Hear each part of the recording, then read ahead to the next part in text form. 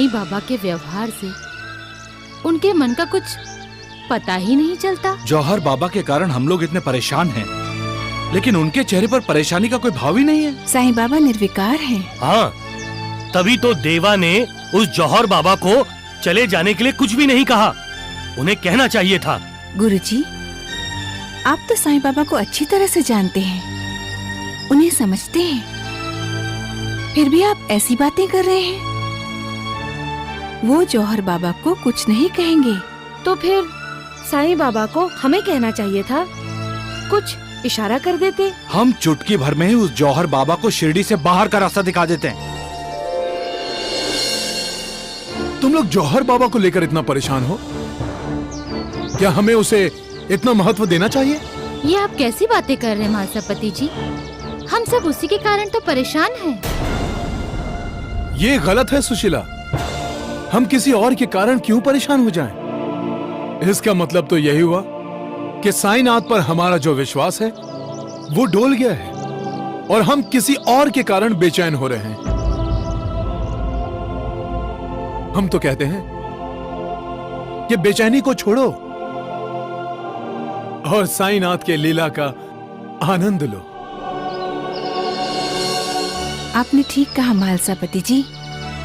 साईं बाबा के हर कार्य के पीछे जो छुपा अर्थ है, उसे ढूंढकर हमें उससे शिक्षा लेनी चाहिए। हो सकता है साईं बाबा हमें जौहर बाबा के माध्यम से कुछ साक्षात्कार कराना चाहते हो। साईं बाबा पर हमारी अटूट श्रद्धा है।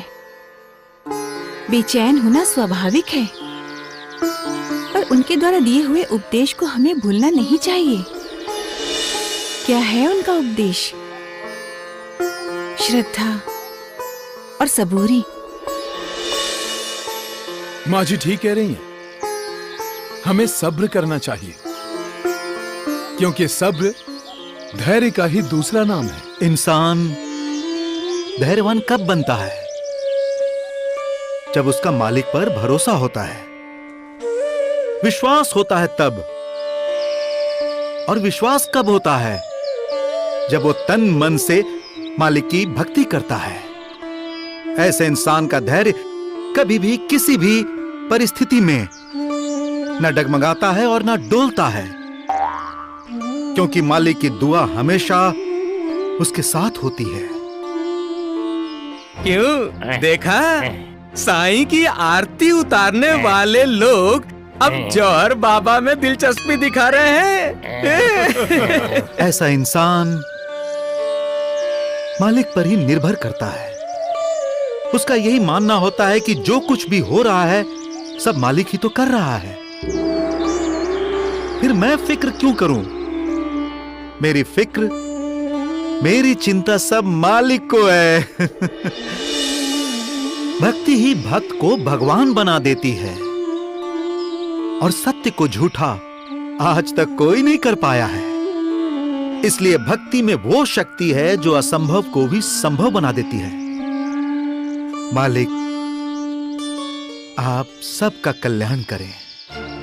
गुरुदेव संत जौहर बाबा की जय। गुरुदेव संत जौहर बाबा की जय। गुरुदेव संत जौहर बाबा की जय। गुरुदेव संत जौहर बाबा की जय। गुरुदेव संत जौहर बाबा की जय। गुरुदेव संत जौहर बाबा की। नूरबा जी, इसमें बेचैन होने की कौन सी बात है? शिरडी वालों को अच्छी बातें सुनने को मिल रही हैं। भाग्यशाली हैं शिरडी के लोग। परंतु बाबा, कथनी और करनी में फर्क नहीं होना चाहिए ना? दूसरों को उपदेश देना एक बात है बाबा, और उस उपदेश पर स्वयं चलना दूसरी बात। तुम्हारी बातों में सच्चाई है बहन। साथ ही इसमें भी सच्चाई है कि भक्ति में शक्ति है।